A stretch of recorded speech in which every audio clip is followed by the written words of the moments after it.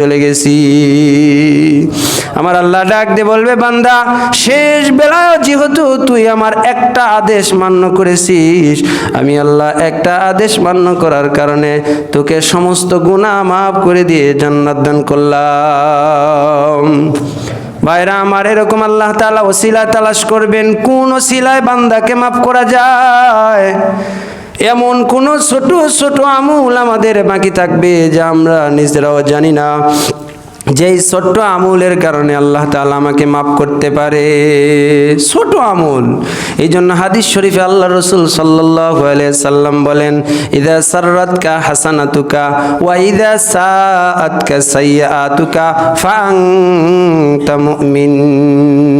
ছোট্ট আমল। আল্লাহ রাসূল বলেন যে ইমানদার তো ওই ব্যক্তি যে ব্যক্তি গুনাহ করার পরে ভিতরে একটা পেরেশানির ভাব আসবে, হায় রে গুনাহ করে ফেললাম, এত বড় অপরাধ করে ফেললাম, এই মুহূর্তে যদি আল্লাহ আমার উপরে আযাব দেয়, এই মুহূর্তে আল্লাহ যদি আমাকে শাস্তির মধ্যে নিবেদিত করে। নেকির কাজ করলো, মুমিন বান্দার ভিতরে কি আসবে?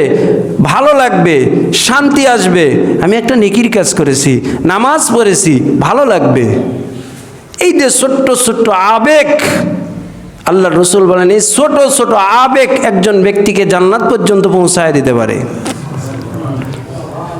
আল্লাহ তাআলা বলেন, এই ওসিলা নিয়ে সামনে অগ্রসর হও, আমি আল্লাহ দ্বার খুলে দিব। হযরত মালিক বিন দিনার রাহমাতুল্লাহ আলাইহি গোরস্থানের মধ্যে দিয়ে হেঁটে যাচ্ছেন, বাগানের মধ্যে দিয়ে হেঁটে যাচ্ছেন। যাওয়ার সময় দেখেন দুইজন ব্যক্তি খাতায় কি যেন লেখালেখি করতেছে। হযরত মালিক বিন দিনার রাহমাতুল্লাহ আলাইহি বলে, এই আগন্তুক ব্যক্তিরা, তোমরা কি লিখতেছো, কি করতেছো এখানে বসে? কোথায় তোমাদের বাড়ি, কোথায় তোমাদের ঘর? ওই দুইজন ব্যক্তি বলে, আমাদেরকে চিনবেন না, আমাদের বাড়ি এই দেশে নয়, আমরা হলাম মহান রব্বুল আলামিনের রহমতের ফেরেশতারা, আসমান থেকে আমরা এসেছি। তো এখানে কি করো? কয়, এখানে আমরা এই পৃথিবীর বুকে যারা এখনো জীবিত আছে এরকম কিছু নেককার মানুষের, যারা নেককার মানুষ, তাদের নামগুলো লিস্ট করতেছি। সুবহানাল্লাহ বলেন। কি করতেছে? যারা নেককার মানুষ, আল্লাহর আদালতে যারা নেককার, তারা আল্লাহ তাআলার নির্দেশ অনুসারে তাদের নামগুলো একটা খাতায় লিখতেছে, লিস্ট করতেছে। হযরত মালিক বিন দিনার রাহমাতুল্লাহ আলাইহি বলে, ভাই খুব ভালো কাজ করতেছো, তবে আমাকে একটু জানাও যে লিস্টটা তোমরা করেছো সেই লিস্টের মধ্যে আমি অধমের নামটা কি আসেনি? ফেরেশতারা দুইজন খাতা উল্টা পাল্টা করে সব দেখার পরে বলতেছে, না তোমার নাম নাই, তোমার নাম তো এখনো এখানে দেখি না। যেই মাত্র বলেছে তোমার নাম নাই, মালিক বিন দিনার রাহমাতুল্লাহ আলাইহি শোনা মাত্র চিৎকার মেরে জমিনে বেহুশ হয়ে পড়ে গেছে। আরে নেককার মানুষের মধ্যে আমার নাম নাই, তাহলে আমার নাম কি জাহান্নামের কাতারে লেখা আছে? এখানে তো নাম নাই, তাহলে নিশ্চিত আমার নাম জাহান্নামের কাতারে লেখা আছে। মালিক বিন দিনার রাহমাতুল্লাহ আলাইহি একটু পরে হুঁশ আসছে, হুঁশ আসার পরে দেখে এখনো তারা লেখালেখি করতেছে, এখনো তারা দুইজন লিখতেছে। হযরত মালিক বিন দিনার রাহমাতুল্লাহ আলাইহি বলে, ও আল্লাহর ফেরেশতারা, তোমাদের কাছে একটু আমার আবদার, তোমাদের কাছে একটু আমার অনুরোধ, যদি ওই নামের লিস্টের সারিতে আমার নামটা নাও তোমরা লেখো, তবে যাদের নাম তোমরা লিখছো তাকে আমি বড় মহব্বত করি, তাদেরকে আমি বড় মহব্বত করি, ভালোবাসি। এই জন্য তোমাদের কাছে আমার অনুরোধ, তাদের নামের সঙ্গে তাদের নামের লাস্টে হলো হাসিয়া বাইনা সতর, যেখানেই হোক আমার নামটা একটু লিখে দাও। তাদের নামের যে লিস্ট আছে ওখানে না লিখলেও যে হাসিয়া আছে, যেগুলা একেবারেই শেষে, অর্থাৎ তাফসিরের মধ্যে যেগুলা হয়, ব্যাখ্যা করার জন্য যেগুলা দরকার হয়, এগুলার মধ্যে হলেও বা খাতার কোনো কানিতে হলেও দয়া করে আমার নামটা একটু লিখে নাও। মালিক বিন দিনার এমন একজন মানুষ ছিলেন, ওই জামানার শ্রেষ্ঠ একজন মুহাদ্দিস ছিলেন এবং কামেলে ওলি ছিলেন। এরপরেও তার ভিতরে করো পেরেশানি, কত টেনশন তার ভিতরে। হযরত মালিক বিন দিনার রাহমাতুল্লাহ আলাইহি বলে, ভাইজান লেখেন না, লেখেন না, আমার নামটা একটু কোথাও লেখেন না। এই কথা বলতে বলতে হঠাৎ করে দেখে দুইজন ফেরেশতা উধাও হয়ে গেছে, আর নাই। হযরত মালিক বিন দিনার রহমাতুল্লাহ আলাইহি বাড়িতে চলে গেছে। বাড়িতে যাওয়ার পরে খাওয়া দাওয়া বন্ধ, পেরেশানি। হায় রে, আমার নামটা তো নেককার বান্দার জান্নাতের কাতারে আমার নাম নাই, তাহলে কি আমার নামটা জাহান্নামের কাতারে? এখন তো আমি জাহান্নামে চলে যাব।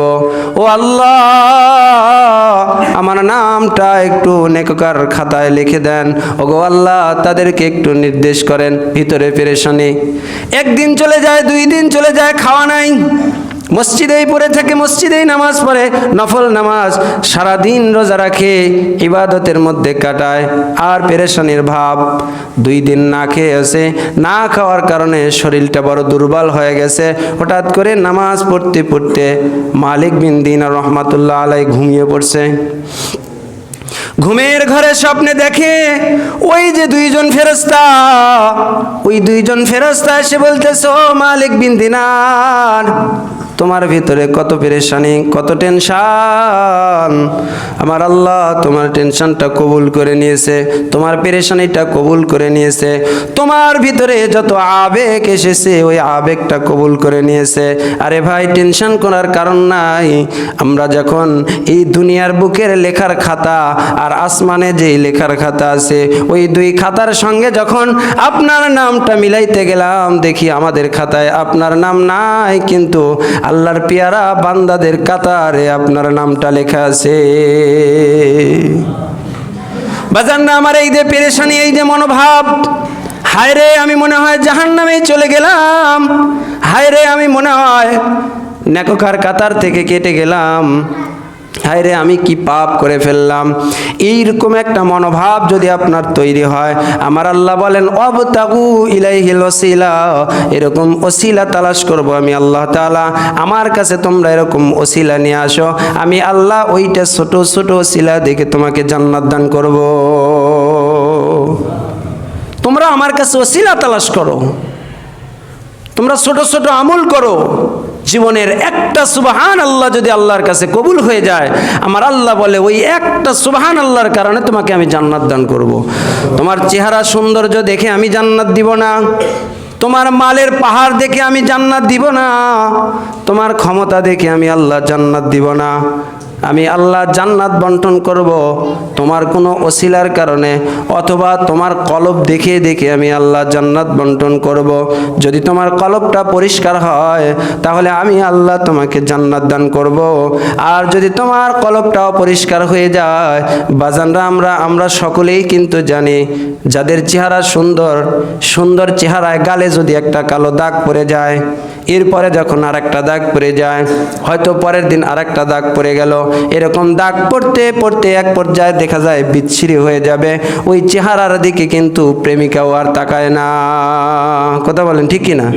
প্রেমিকাও কিন্তু আর ওই চেহারার দিকে তাকায় না, কয় ওইটা আগে ভালো করো, ভালো করে মুছো, আগে পরিষ্কার করে আসো, পরিষ্কার পরিচ্ছন্ন হয়ে আমার কাছে আসো, তারপরে তুমি আমার ভালোবাসো বাবা, ঠিক কি না?